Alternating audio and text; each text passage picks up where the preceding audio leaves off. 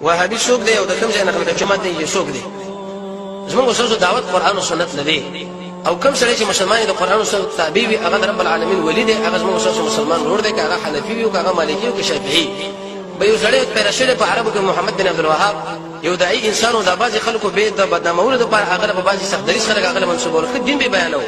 او به ویل شي ګوره دا سختري جو پلانې باغې بدنام ورغول او دا شیونه کاغه داخله منسوبین شخص دعوت وکړ نه دي چې ور محمد رسول الله نه زمون دعوت به الله او رسول الله که ارشو کی هغه موږ سوچ دعوت د کاروان ملګری دي کته یو کزیم او قبل او عربي او عجمي دي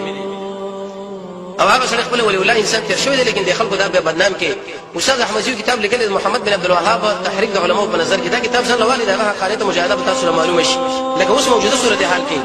د اسلام ځامن چې هغه مجاهدین دي دشمن سره د صلیب سره پټاکر راغلي څنګه راخره کې بدنامي کله چې هغه د يهودو کسان دي کله لکه دا د نسواراو کسان دي حالانکه هغه دوره قرباني چې دا ټول امریکا وغواړي ځل په خپل پیسو په چې د مجاهدین سره خلکو بدنام کړ نو انسان باید تحقیق وکړي مسلمان سره چې بل څوک دوکان کې په معاملې خبرو باندې د الله د اولیاء سره سره پټاکر رانشي د الله په قهر باندې بهتګي